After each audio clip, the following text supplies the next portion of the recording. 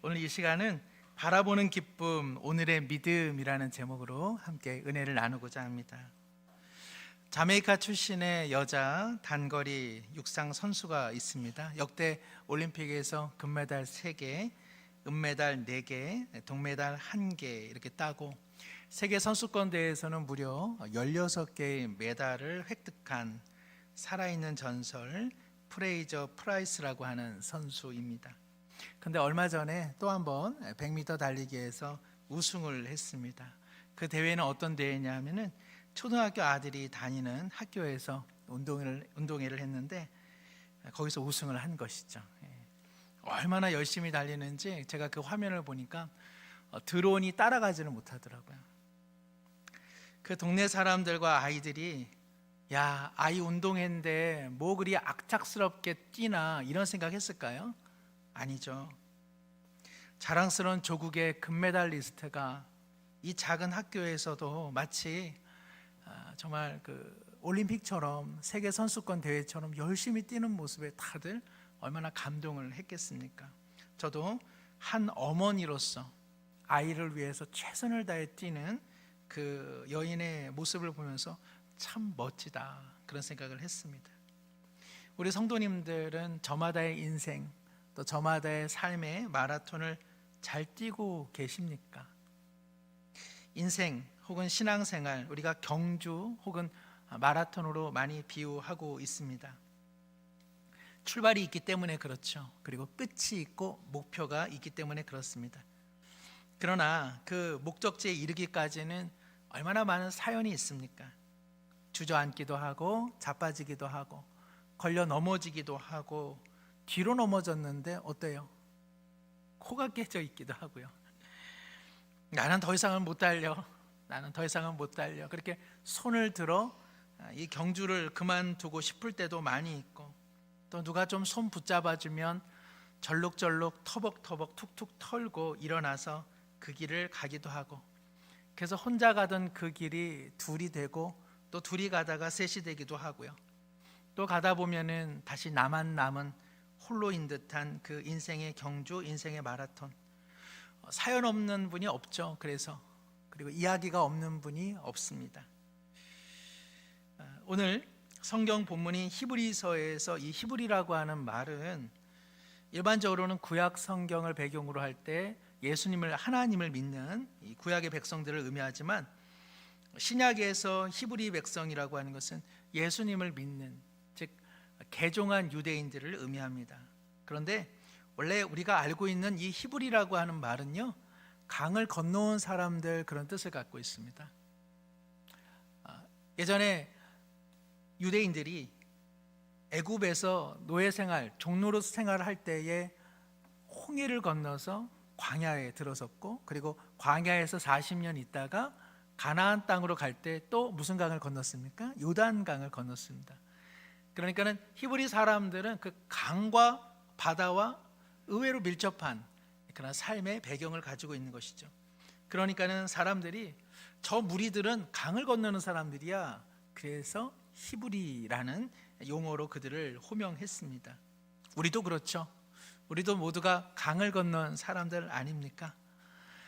우리도 세상 논리 속에 빠져 사망과 절망의 삶의 테두리에서 구원의 큰 강물을 넘어 우리 모두 생명의 땅에 그리고 하나님의 품 안에 있는 우리 모두도 강을 건넌 사람들 영적인 히브리인들인 줄로 믿습니다. 우리 한번 좌우로 우리는 강을 건넌 사람들입니다 이렇게 한번 인사하실까요? 우리는 강을 건넌 사람들입니다.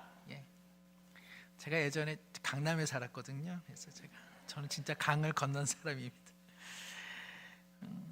그런데요, 강을 건넌 히브리인들 그리고 오늘 우리도 그렇습니다만은 신앙적인 문제가 무엇이냐면은 강을 건넜으면 어떻습니까? 앞으로 가야죠. 강둑에 앉아가지고 그냥 쑥만 캐고 있으면 안 되잖아요.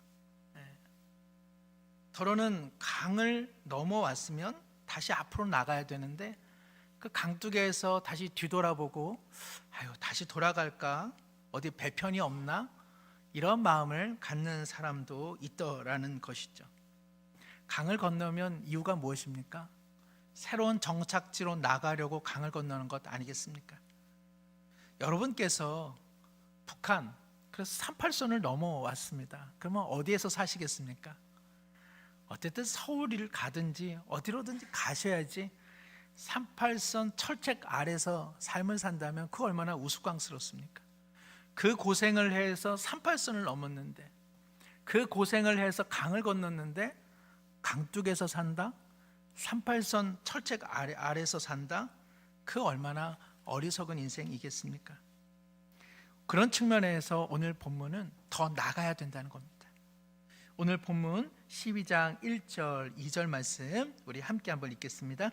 이러므로 우리에게 구름같이 둘러싼 허다한 증인들이 있으니 모든 무거운 것과 얽매이기 쉬운 죄를 벗어버리고 인내로서 우리 앞에 당한 경주를 하며 믿음의 주요 또 온전하게 하시는 이인 예수를 바라보자. 그는 그 앞에 있는 기쁨을 위하여 십자가를 참으사 부끄러움을 개의치 아니하시더니 하나님 보좌 우편에 앉으셨느니라. 아멘. 여기 구름같이 허다히 둘러싼 증인들이라고 하는 것은 앞선 믿음의 경주를 완료한 사람들을 의미합니다. 끝내 천국 본향에 다다른 사람들입니다. 그러나 그들은 경주를 다 마친 이후에 천국의 푸른 초장에 철푸동 누워가지고 휘파람을 부는 것이 아니라 지금 아직 그 경주를 끝내지 못한 사람들을 향해서 응원하고 있는 것입니다. 나도 힘들었어요. 그러나 나도 완주했습니다. 당신도 할 수 있습니다. 예수님을 바라보십시오. 멈춰 있지 마십시오. 주저앉아 있지 마십시오. 다시 일어나십시오. 예수님을 바라보고 끝까지 당신도 완주할 수 있습니다라고 격려하고 있는 것이죠. 저는 여기 계신 모든 성도님들의 신앙 수준이 다 똑같다 이렇게 생각하지는 않습니다. 어떤 분은 주일에 교회 한번 오는 것이 쉽지 않은 분들도 계십니다. 그래서 주일에 교회 오는 거, 예배 드리는 거, 그분에게 있어서는 그것이 신앙에 있어서 최선일 수 있습니다. 교회에 오는 것, 주일 성수하는 것 참 어려워요.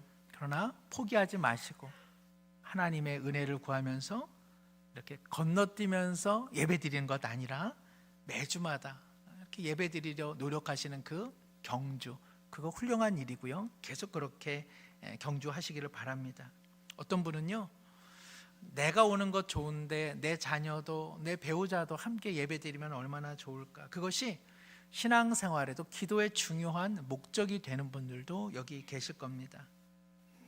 그런 분은 생각하기를, 저 집사님 남편은 예배만 시작하면 주무시는데 우리 집구석에 있는 우리 남편도 교회당 와서 자면 얼마나 좋을까.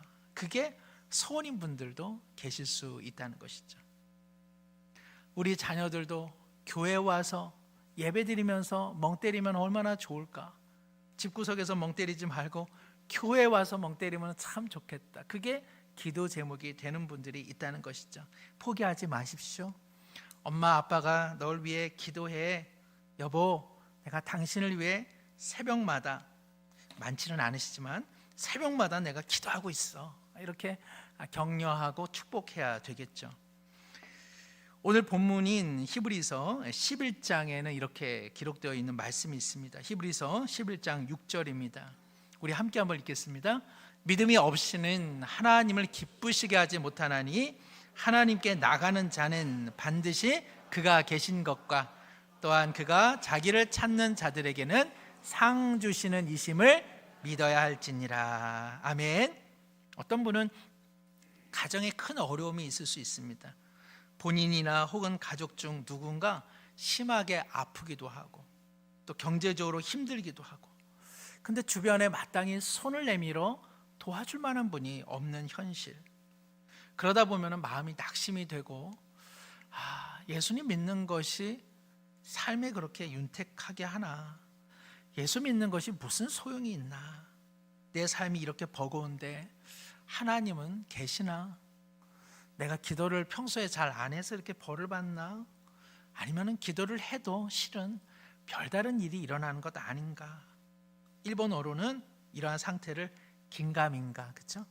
또 또 불란서로는 알쏭달쏭, 또 중국어로는 뭐라고 합니까? 갸우뚱, 그렇게 얘기하죠. 성도 여러분, 그런 생각 드시잖아요, 그렇죠? 예수 믿는데 예수 안 믿는 윗집, 아랫집, 옆집이 더 그저 잘 사는 것 같은데 예수 믿는다는 게 뭐지 싶은 생각들, 그러한 불안한 의심과 불신 얼마든지 신앙생활 가운데 일어날 수 있습니다. 그런데 그때도 우리가 놓지 말아야 될 것, 감사하는 마음입니다. 하나님께서는 좋으신 분이야. 그리고 이 또한 하나님의 어떠한 계획 아래서 나를 놓쳐주지 않으실 거야. 우리 그 감사하는 마음 하나만 있으면 그래도 우리 견디고, 그리고 우리 다시 일어설 수 있는 줄로 믿습니다. 저마다의 삶의 정황 속에서 그야말로 자빠지고, 그리고 그야말로 나뒹구는 인생 속에서도 하나님이 이 믿음의 경주 나 홀로 뛰게 하진 않으셔. 뒤에서 밀어주고 계시고 앞에서 이끌어주고 계시지. 우리 그 믿음 하나 꼭 붙잡기를 소망합니다. 그런데요, 이러한 믿음의 경주를 저마다 뛰고 있을 때, 그러나 우리를 향한 공통된 부르심이 있다는 것을 우리는 기억할 필요가 있습니다. 저마다의 삶의 정황 속에서 지금 현실의 어려움으로 인해 기도하고 있지만 그 기도의 제목보다 보다 큰 하나님의 부르심이 있다는 것, 우리가 더 나가야 되는 결승선이 있다는 것, 더 가야 하는 목적지가 있다는 것, 우리 그거 잊지 말아야 됩니다. 그게 무슨 내용이냐면 마가복음 8장 34절입니다. 우리 함께 읽겠습니다. 무리와 제자들을 불러 이르시되 누구든지 나를 따라오려거든 자기를 부인하고 자기 십자가를 지고 나를 따를 것이니라. 아멘. 예수님에게 사람들이 찾아올 때 예수님은 판별하고 그들을 맞아들이지 않으셨습니다. 예수님은 누구라도, 목마른 자는 누구라도 값없이 내게 와서 내 생수를 마시라 이야기하셨습니다. 그러나 그렇게 온 사람들이 예수님을 따르는 삶에 있어서 예수님께서는 분명한 가르침을 주셨습니다. 너가 나를 따르는 인생 속에는 반드시 자기를 부인하고 자기 십자가를 지고, 바로 그러한 삶이야말로 나를 믿고 따르는 삶이라 예수님께서 분명히 말씀하셨습니다. 어떤 분은 여기 자기를 부인하고의 르를 빼가지고 자기 부인하고 자기 십자가를 지고, 이렇게 또 아시는 분들이 계시는데, 뭐 그것도 괜찮죠. 십자가를 자기 부인하고 같이 지는 것도 좋은 일입니다. 혼자 못하면 그렇게 하세요. 근데 중요한 것은 자기를 부인하고 자기 십자가를 지는 일. 성도 여러분, 세상 살면서 가장 버거운 존재가 있다면 누굴까요? 가장 까다롭고 가장 완고하고 가장 고집세고 잘해주는데도 제일 안 변하는 존재 누굴까요? 훌륭하시네요. 어느 군대를 배경으로 하는 드라마를 보니까 그 철없는 이제 그 일병짜리가 내무반에 이제 누가 먹다 남은 초코바가 있으니까 그거를 냅다 먹었습니다. 근데 문을 열고서 말년병장이 들어오더니만 가만히 있어, 내 먹다 남은 초코바 누가 먹었어, 이렇게 된 겁니다. 그래가지고 큰일이 났어요. 내무반에 모두를 집합을 시켜서 눈을 감게 합니다. 내가 혼내지 않을 테니까 자수해. 누가 내 초코바 먹었어?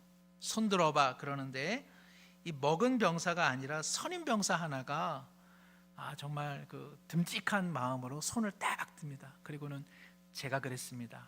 그러니까는 이 초코바를 먹은 후임 병사가 눈물이 그렁그렁합니다. 정말 존경할 만한 우리 선임이야, 이러는데 갑자기 그 손을 든 병사가 제가 그랬습니다. 그러니까 자기가 그런 것이 아니라 제가 그랬습니다 하면서 자기를 가르치더라는 것입니다. 제가 무슨 이야기를 하나요? 접니까 잽니까? 가장 다루기 힘들고 가장 꺾기 힘들고 가장 주님 뜻에 순종하기 어려운 존재, 우리 자신이라는 거 우리는 부인할 수 없을 겁니다. 자기를 부인한다고 하는 것, 자기 십자가를 진다라고 하는 것은 자기 중심성을 벗어나는 것입니다. 그러니까 나를 학대하고 나를 비하하고 나를 폄하하라는 이야기가 아닙니다.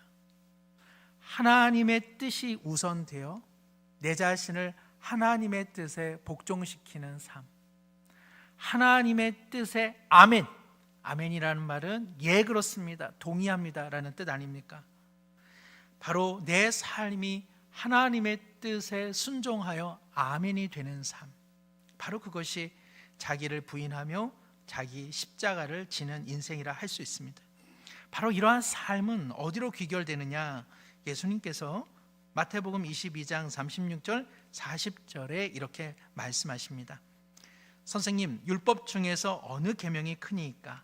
예수께서 이르시되 내 마음을 다하고 목숨을 다하고 뜻을 다하여 주 너의 하나님을 사랑하라 하셨으니 이것이 크고 첫째 되는 계명이요 둘째도 그와 같으니 내 이웃을 내 자신같이 사랑하라 하셨으니 이 두 계명이 온 율법과 선지자의 강령이니라.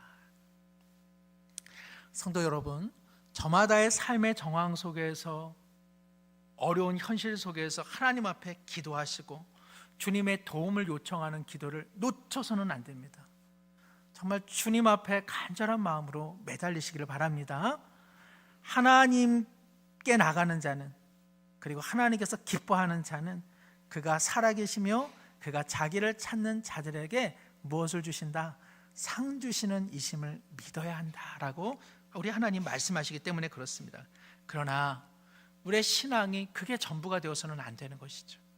우리는 자기 중심성을 넘어 하나님의 말씀에 아멘이 되는 삶의 방식, 즉 십자가를 지고 자기를 내려놓는 삶의 방식으로 우리 예수님께서는 우리 모두를 불러주셨다는 것이죠.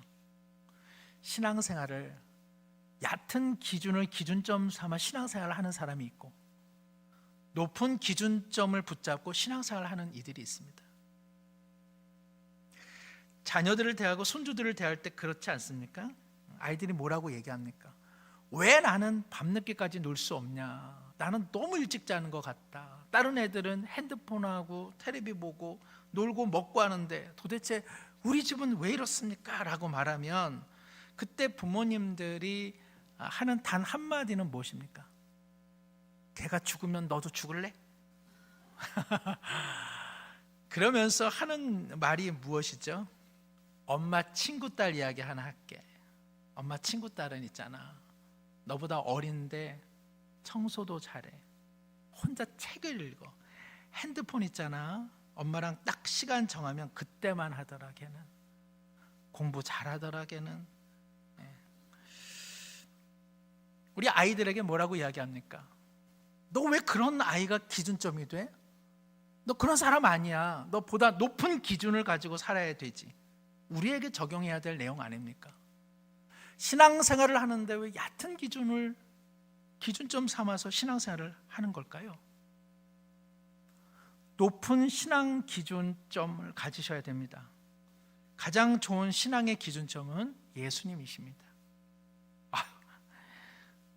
목사님, 저 권사님, 저 장로님 따라가기도 힘들어 죽겠는데 무슨 예수님이 내 삶의 신앙의 기준점입니까? 라고 말하실런지 모르겠습니다. 그러나 오늘 본문 2절에 믿음의 경주를 완주한 이들이 고백합니다. 믿음의 주요 또 온전하게 하신 이인 예수를 바라보자.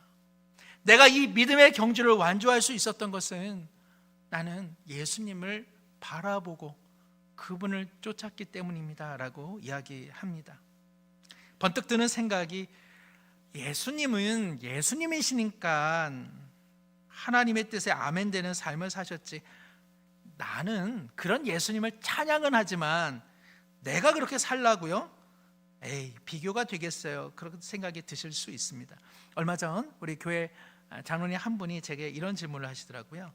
첫 번째는, 목사님, 성찬식 가실 때 그 예수님의 찢기신 살을 의미하는 그 거룩한 빵을 입안에 넣으셔가지고 이렇게 그냥 삼키십니까? 아니면 씹어 삼키십니까? 생각해보지 못한, 그러나 성찬 때마다 작게나마 고민이 되는 그 질문을 제게 하셔서 참 심오하기도 하고 이게 시험하시는 질문 같기도 하고, 그래서 부드럽게 주님의 은혜를 음미하다가 그리고 마지막에는 한두 번 씹어서 넘깁니다. 그렇게 말씀을 드렸습니다. 그러자 장로님이 제게 또 하나의 질문을 하셨습니다. 목사님, 예수님은 그 죄의 유혹을 이기는 것이 과연 어려우셨을까요? 하나님의 아들이심으로 그 유혹과 그 죄를 이기는 것이 그렇게 어렵지 않으셨지 않았을까요? 참 중요한 질문입니다. 예. 오늘 본문 그 12장 2절을 표준 새 번역 성경으로 함께 한번 좀 읽어보면 좋은데요. 함께 한번 읽겠습니다. 믿음의 창시자여 완성자이신 예수를 바라봅시다. 그는 자기 앞에 놓여있는 기쁨을 내다보고서 부끄러움을 마음에 두지 않으시고 십자가를 참으셨습니다. 그래서 그는 하나님 보좌 우편에 앉으셨습니다. 아멘. 오늘 본문에 예수님께서 십자가로 대표되는 그 모진 고통과 그리고 죄의 유혹을 어떻게 참으시고 어떻게 이기셨다고 되어 있습니까? 십자가 넘어 기쁨을 내다보는 힘으로 이기셨다고 되어 있습니다. 예수님이시니까 하나님의 무슨 능력, 하나님의 기적으로 이기신 것이 아니라 그야말로 맨몸으로 그 모든 유혹과 그리고 죄의 권세를 예수님 자신이 무엇을 통해 이 십자가 넘어 기쁨이 있는 것을 내다보고 그리고 오늘 여기서 이기셨다는 것입니다. 예수님이 경험하신 그 죄의 유혹 그리고 또 사단의 공격이라고 하는 것은 모든 인류가 경험하고 있는 모든 고통과 슬픔의 총합이라고 말씀드릴 수 있습니다. 예수님은 그냥 십자가에서 이렇게 다치신 것 정도의 그 고통이 두려운 것이 아니라 십자가를 짊어지지 못하게 하는 사단의 가공할 그 죄의 권세와 싸우셨기 때문에 그것은 예수님에게도 버거운 싸움인 것은 분명했습니다. 빨리 누운 풀은 태풍의 강도를 알지 못합니다. 작은 미풍에도 넘어지는 풀은 앞으로 다가올 태풍을 경험하지 못하기 때문에 그냥 그런가 보다 싶습니다. 태풍의 강도는 누가 알죠? 모두가 쓰러진 허우 벌판에 쓰러지지 않고 우뚝 서 있는 나무 한 그루만이 저 태풍의 강도가 얼마나 센지를 압니다. 예수님은 우리가 경험한 것과는 전혀 다른 세상에 가공할 최악의 그러한 유혹과 그리고 그 고난에 직면했던 것입니다. 일제강점기, 일제에 가공할 죄악은 친일한 사람들 혹은 그 체제에 수긍한 사람들은 괜찮은 겁니다. 그게 뭐 별다른 일입니까? 그러나 일제 치하 속에서 그것을 버티고 싸운 이들에게 그것은 가공할, 그것은 폭력이 되는 것이죠. 예수님께서 십자가를 짊어지실 수 있었던 것은 신적인 능력이 아닙니다. 고통 넘어 기쁨이 있는 것을 보셨던 것이죠. 사랑하는 성도 여러분, 우리가 자기 중심성을 벗어나서 하나님을 사랑하고 다른 이를 사랑하는 높은 기준의 제자된 삶을 살기 위해서는 내다보는, 기쁨을 내다보는 힘이 없다면 우리 모두 그렇게 살 수는 없습니다. 신앙생활을 어느 정도까지만 하게 되냐? 예배 드리고 삶에 어려움이 있으면 그것을 하나님 앞에 기도하고 중요한 일입니다. 그러나 그 수준에서 우리의 신앙은 머물고 만다는 것입니다. 우리 하나님께서는 우리에게 더 가자고 말씀하십니다. 우리가 가야 할 신앙의 결승선은 우리 자신을 부인하고 십자가를 지고 하나님을 사랑하고 다른 이들을 사랑하는 새로운 차원의 인생으로 우리를 불러주고 계십니다. 우리 모두 신앙 기준을 높이셔야 됩니다. 그리고 더 가야 됩니다. 갈 수 있는 힘이 있습니다.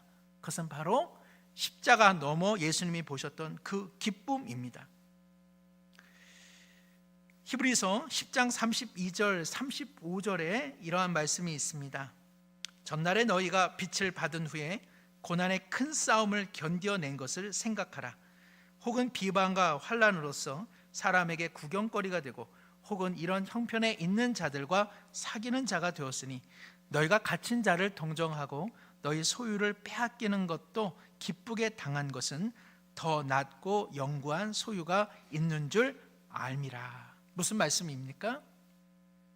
하나님을 믿는 삶 속에 큰 고난과 비방과 환난이 있었지만 갇힌 자를 동정하고 그리고 자신의 소유가 강탈당하는 부당한 현실 속에서도 믿음의 담대함을 버리지 않고 기쁨으로 그것을 감당할 수 있었던 것은 더 낫고 영구한 소유가 있는 줄 알기 때문이었다라고 성경은 기록하고 있습니다. 신앙은 눈물로만 하는 것은 아닙니다. 신앙은 은사로 하는 것이 아닙니다. 신앙은 자기의 굳은 의지로는 한계가 있습니다.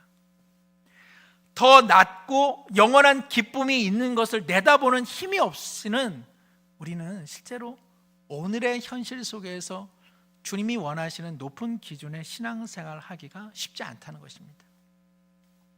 그러나 할 수 있죠. 내다보는 기쁨, 그 기쁨을 내다보는 믿음이 있으면 가능한 것입니다. 그 신뢰로 히브리서 11장 24절에는 모세의 이야기가 기록되어 있습니다. 믿음으로 모세는 장성하여 바로의 공주의 아들이라 칭함받기를 거절하고 도리어 하나님의 백성과 함께 고난받기를 잠시 죄악의 낙을 누리는 것보다 더 좋아하고 그리스도를 위하여 받는 수모를 애굽의 모든 보화보다 더 큰 재물로 여겼으니 이는 상 주심을 바라봄이라. 모세는 애국 왕실의 입양이 되어서 그는 왕자의 권세를 누릴 수 있었습니다. 그러나 그는 자신의 민족인 히브리인들과 함께 고난받기를 결정했습니다. 왜요? 더 나은 상이 그 삶에 놓여 있음, 그리스도를 위하여 받는 수모를 넘어서 하나님께서 주실 상이 있음을 바라보는 믿음이 있었기에 그는 히브리 민족과 고난받기를 결정했다는 것이죠. 말씀을 맺습니다. 성도 여러분, 인생의 복은 무엇일까요? 행복은 무엇일까요? 저마다 많은 가치와 기준이 있겠습니다마는 적어도 우리 믿는 이들에게 행복은 무엇입니까? 라는 질문을 받는다면 우리의 답은 이것이 되어야 할 것입니다. 하나님을 아버지라 부를 수 있는 것, 하나님을 나의 하나님이라 부를 수 있는 것, 이것이 우리에게 가장 큰 복인 줄로 믿습니다. 왜 세상은 무한하고 우주는 그토록 클까요? 하나님이 무한하시고 하나님이 우주보다 크시기 때문에 그렇습니다. 세상은 알 수 없는 신비로 왜 가득 차 있을까요? 하나님이 헤아릴 수 없는 분이기 때문에 그렇습니다. 그런 하나님을 나의 하나님이라고 부를 수 있는 것, 그리고 그 하나님의 말씀과 그 마음을 알아채 내 작은 인생에 그래도 주님 뜻대로 살아보려고 부단히 애를 쓰는 삶, 이것이 우리에게는 가장 큰 행복인 줄로 믿습니다. 언젠가 저희 아내가 직장의 사장이 자신이 얼마나 부자인지를 자랑스럽게 내비쳐 그 이야기를 저에게 전해주었는데, 이야기를 들으면서 이야, 진짜 부자다, 진짜 많이 가졌다, 그런 생각하면서 공평하신 하나님, 그 집에도 우환이 있게 하여 주옵소서. 정말 목구멍까지 나오는 이 기도를 저의 그 깊은 영성으로 참아냈습니다. 좋죠. 많이 가지면 얼마나 좋습니까? 그러나 가만 생각해 보면 100년 인생 중 그 복을 누리는 시간은 실은 100년이 안 되죠. 그리고 그 복이라고 하는 것이 결국은 다 사라지고 마는 것 아닙니까? 결국은 다 사라지는 것 아닙니까? 영원한 기쁨이 없으면 그 기쁨이라도 누리며 살아야 되겠습니다마는 우리가 예수 믿는 사람으로서 십자가 넘어 기쁨이 있다고 성경은 끊임없이 말하지 않습니까? 백년이 뭡니까? 영원한 기쁨, 영구한 도성, 하나님께서 우리에게 주시는 아름다운 선물이 있다고 성경은 끊임없이 우리에게 말씀하고 있죠. 예수님이 십자가를 짊어지실 수 있었던 것은 바로 그 기쁨을 내다보았기 때문에 그렇습니다. 그 기쁨을 내다보았기에 오늘 여기를 믿음으로 산 것이죠. 믿음으로 산다는 것은 자기의 굳은 의지로 사는 것이 아닙니다. 그 넘어 기쁨이 있다는 것을 바라보는 힘으로 오늘 여기를 살아낼 수 있는 것이죠. 사랑하는 모든 성도님들, 신앙의 높은 기준을 생각해 보십시오. 얕은 기준으로 신앙생활에 만족하지 마시고 믿음의 주요 온전하게 하시며 앞서가신 예수님을 바라보시면서 자기 중심성을 내려놓고 하나님 사랑 또 다른 이들을 맞아들이는 새로운 삶의 방식으로 살아가매 오늘 여기서 그 기쁨을 누리며 살아가시기를 축복합니다.